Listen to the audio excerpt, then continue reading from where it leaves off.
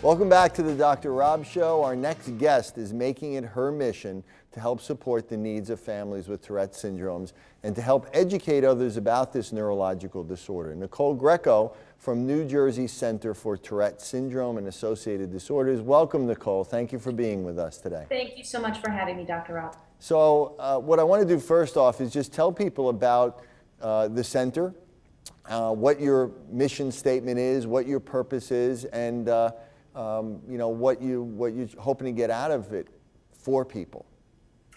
New Jersey Center for Tourette Syndrome and Associated Disorders is the only organization of its type in the country, I would even say in the world, for anyone who is living with a loved one with Tourette syndrome, a parent facing a child who might be looking at a diagnosis of Tourette syndrome.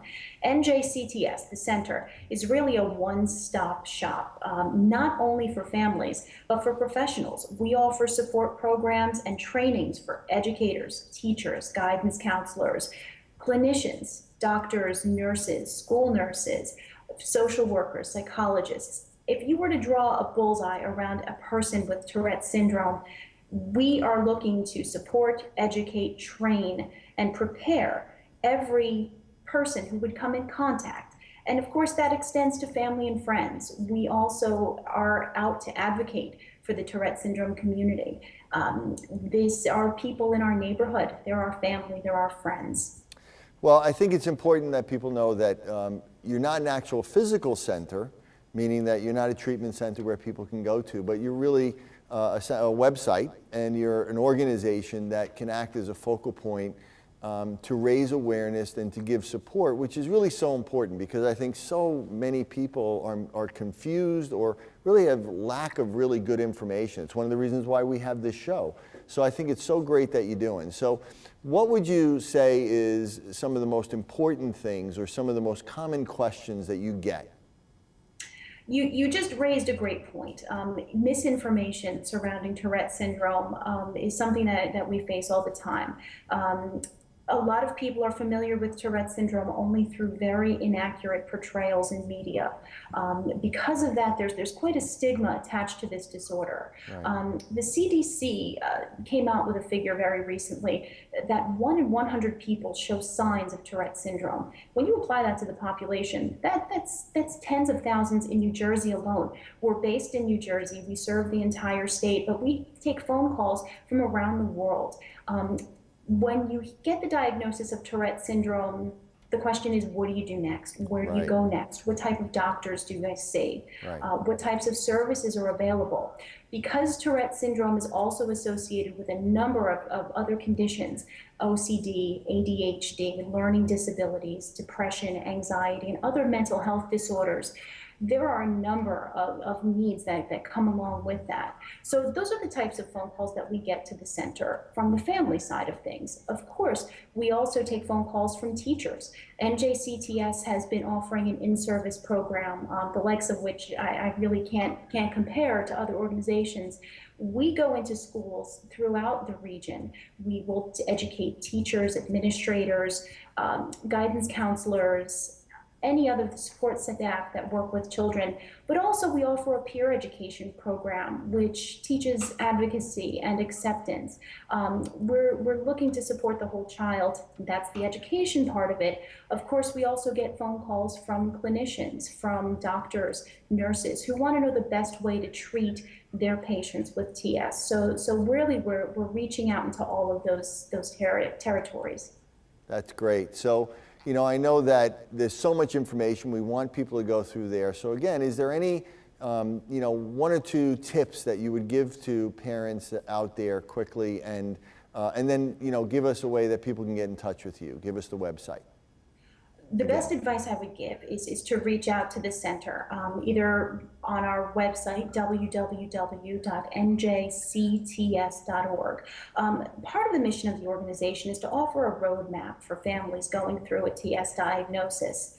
So I would start there. There is wonderful information on our website. Our family support services are fantastic. There are parent connection meetings for your viewers in the Philadelphia area and South Jersey. We'll be meeting this month in Burlington, Camden County area. We serve a lot of families in South Jersey. Start with the website. Give us a call at area code 908-575-7350. It's every person's experience is different, but we will be happy to connect you with the Well, that's information, resources, and the families you need. Really appreciate it, Nicole. I'm sorry we're running out of time, but I hope people look at it. Nicole Greco from New Jersey Center for Tourette Syndrome and Associated Disorders. Thank you so much for joining us. Don't go away, because when we come back, we head into the kitchen for some gluten-free fun with Chef Dardar from La Petite Temptations. When we return, before we go to break, take a look at the Autism Cares Foundation Gala happening on May 2nd at the Hyatt at the Bellevue. For tickets, for more information, go to their website, autismcaresfoundation.org, and I plan on being there myself. Okay, we'll see you after the break.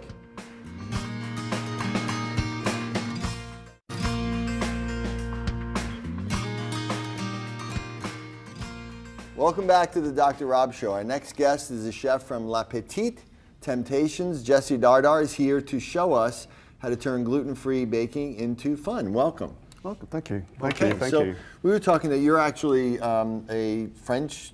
You're a French chef. You're trained in France, right? Right. I was trained in Solier, which is in Dijon, and then I trained with Michel Troigot in Rouen. And then I moved to Paris, where I started my private chef business, working for like ambassadors and the big companies in France. And I just got into the way we do things in France. We use a lot of nuts to begin with, and it just so happens that a lot of our stuff that we do, pastries, are gluten-free. Well, that's I think was neat. You know, a lot of people are making efforts to be gluten-free, but you were saying you didn't even make that effort. It was more somebody raised your awareness and said, hey, this stuff is gluten-free. It was someone at one of my farmers markets that I sell my things.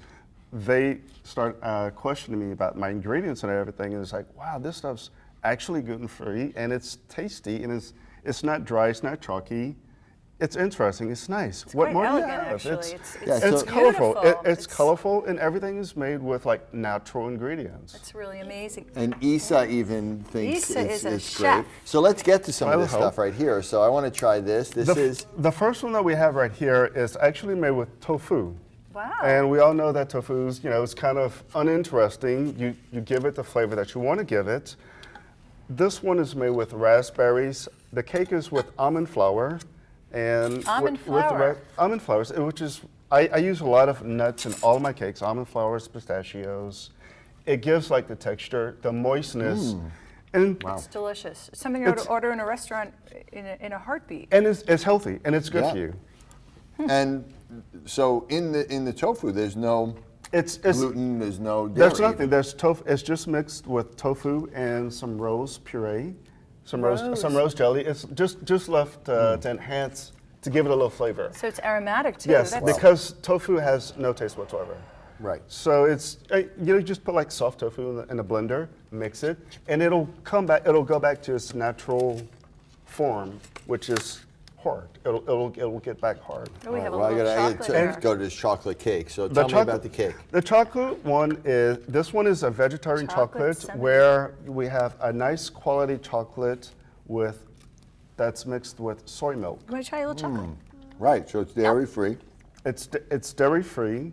and you said it's also vegetarian. Right, So that's right. great. Now, It's- by vegetarian, you mean it just doesn't have any so animal? It doesn't moist have and any butter. delicious. It doesn't have any butter. I replaced the butter with vegetable margarine. Wow. And you taste the texture. You're not missing anything. Rich. You're No, not not missing at all. No, you're not missing a It's thing. it's really all about a nice quality ingredient that you start off with. I think it's a Twitter tip. Oh, here it is. Okay, Disney Girl 826. Try them raw first with a great ranch dip made from Greek yogurt and spices to resemble ranch. Steam them and make them flavorful. She's talking about vegetables, obviously, and that is a great tip. I know if I just put out a plate full of cut vegetables and I put out honey mustard or barbecue, the kids naturally go towards it. So it is a great tip to put out. Do you want Okay, some so of tell this, us about Isa? this one here, Chef. This one is my flourless chocolate cake. It is just chocolate with egg whites and This is heaven. egg yolks. This is It's absolute a heaven. rich chocolate. gosh, then, so light. then it's light, airy. Then again, it's just about starting off with a good quality ingredient. Starting off and teaching children when they're young how to cook like this and never introducing artificial ingredients is just a great way to educate them and have them enjoy desserts that are healthy. You don't need to put all those other ingredients in. They're not needed. They're not needed. We were talking about this earlier. Like a lot of people, flour. A lot of the flour, we can replace flour easily with cornstarch. Right. In fact, I do that with a lot of my cakes because myself, I like desserts that are very light and that won't weigh down on my stomach. Cornstarch provides like the same binding as flour, but it's lighter and it gives more air. And that's important because I think from a practical standpoint, people can say if they want to make something at home that is gluten-free, basically you just eliminate flour and mix it with another flour, like coconut flour or Coconut nut flour, flours. any kind of nut flour will work. Right. It's just knowing, which nut flour it's going to absorb more moisture than the other. So what kind of a ratio would you use with that? With regular flour, cake flour, we use maybe it's like 90-10% for cake flour. But if you want to substitute flour for cornstarch, start off with 80-20 and see how that goes. 80-20 cornstarch, 80% cornstarch for 20% flour. Okay, And that's then you great. can just work your way, depending if you want to put a thick jelly or something else on top. You can always go lighter. And You can Issa always go just had a lighter. bite of your macaroon. What'd you think of She your liked princess it. cookie? All right, That well, means- I want to thank Chef Jesse Dardar from Le Petit Temptations. How can people find out more about you? On our website, Le Petit Temptations, we're in Scotch Plains. We're the bakery's in Edison, and This is we do amazing. design a lot of desserts and stuff for Great. Jersey City. And Well, I hope people come and, Great, and look thank you and so get your much. products. And thank you at home for watching. We'll see you next time. Remember, there's always hope. See you next time. Thank you.